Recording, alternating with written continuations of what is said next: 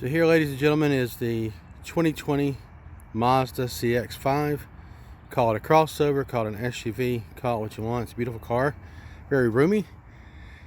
Depending on which angle, it doesn't look very big, but it's very roomy on the inside. I like it.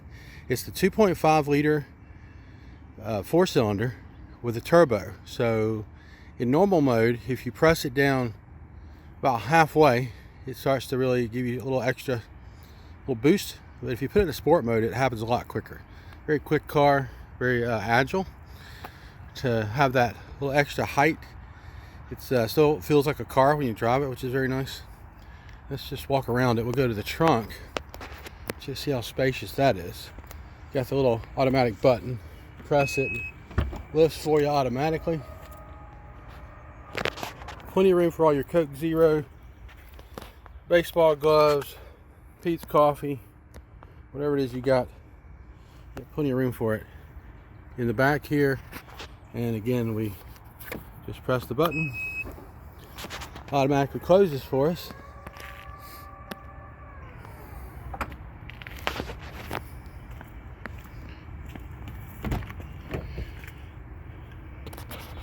So in this trim, we've got the Signature series all-wheel drive, and it's got the power passenger seat, power driver seat, and you've got the heated, ventilated seats on both sides.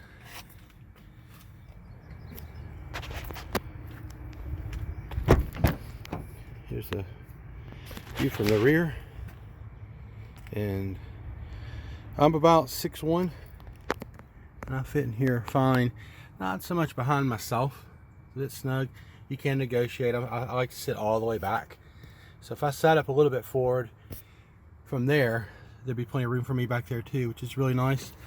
Nice fold down armrest with cup holders and whatever else you're doing there. The USB charger port. This is awesome for the kids. You can put the tablet right there, kind of a 7-inch tablet or whatever size, little phone. They could be watching stuff there together in the back, or put it up. Oh, and the back seats are heated as well. They're not ventilated, but they're heated. It's pretty awesome. And you got the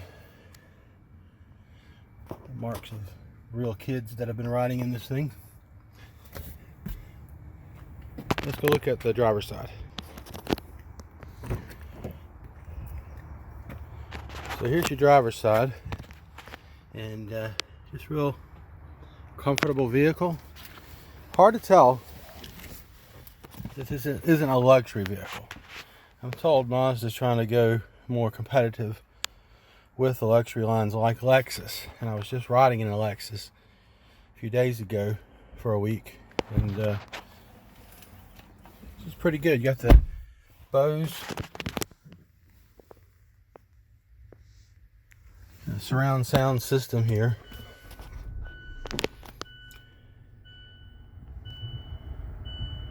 And we'll look at this kind of nighttime mode in a bit, but in the daytime you got plenty of good visibility.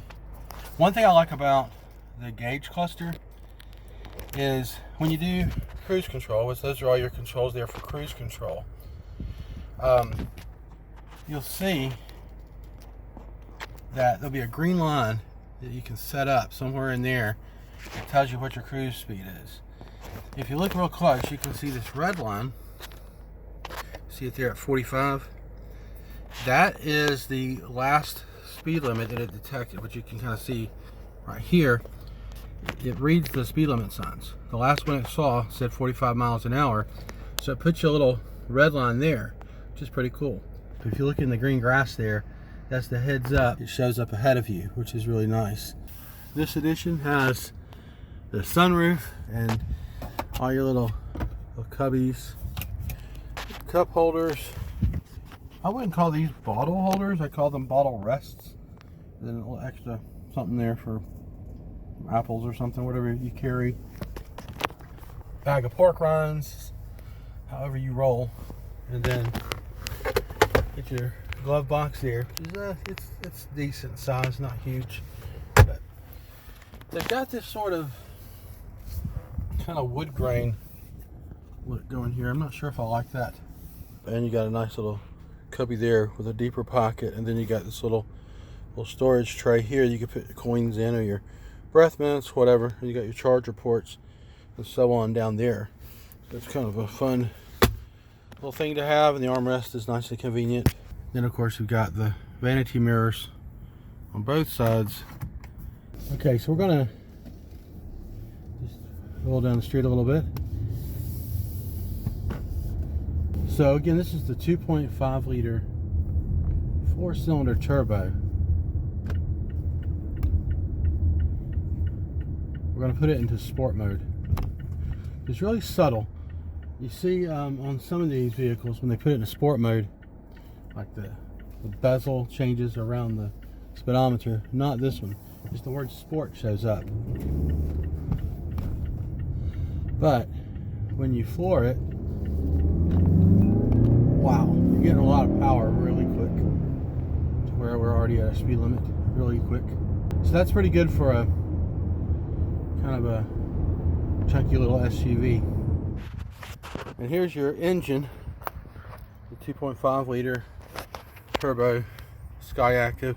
They all have these engine covers now, but you can take them off and look underneath. So you just wonder how easy these will be to replace. One of these days, your alternators, your batteries. Batteries obviously gonna be easy, but get your spark plugs pretty easy to get to. The inline 4 there.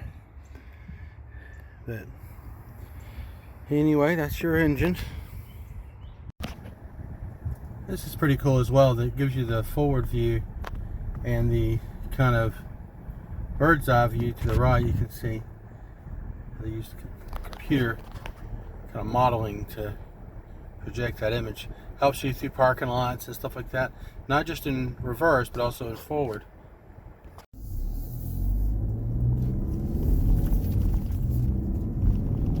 So, welcome to the morning commute. I like to compare cars, what they look like in the morning. So we've looked at the interior, kind of the instrument cluster, the dash lights, control lights, all that. And now we're on the road to work this morning. These are not brights, by the way. It's just really good headlights. And this is what you're seeing in the morning. And you'll notice too, by the way, the social distancing I'm keeping from the vehicle in front of me. We've got the cruise control on, and I've actually got it set on 46 miles an hour, so 45 zone here, and it's got the dynamic radar cruise control, and I've got it set at the maximum distance behind the vehicle. There's no point getting up closer. I'm not real sure why they do the really close version, but most people probably wouldn't use cruise control on back roads, but it doesn't hurt to do that, I think, because it's making sure you're not getting too close and you're not speeding.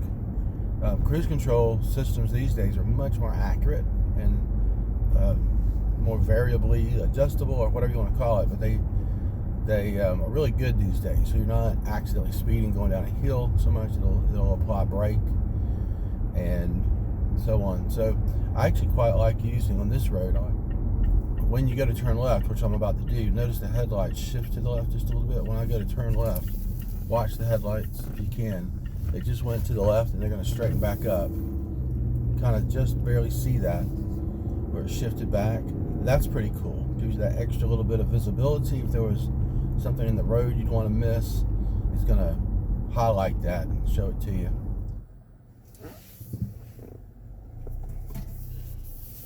So today is day 7 having this 2020 Mazda CX-5, and I'm going to miss it. It's been a really good car. I've enjoyed it. Very comfortable. I like the seats. They're kind of firm, but they are plush as well. So You know, I'm a middle-aged man, and I guess that's right. It's weird to think that I'm Gen X and middle-aged, because those two are converging now. But this is a good car for me.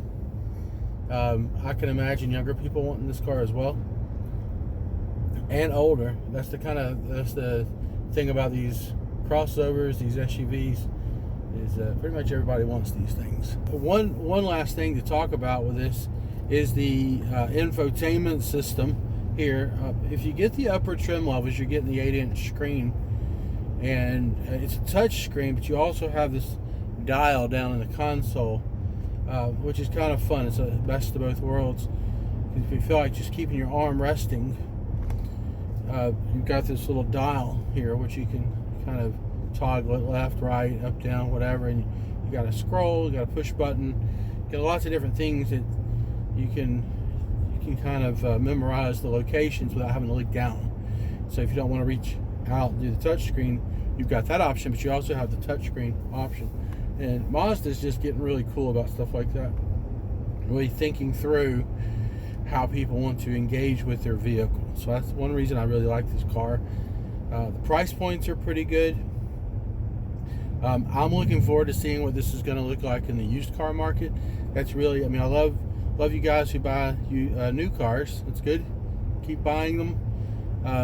I don't tend to buy new cars. I buy used cars, usually 4 or 5 years old.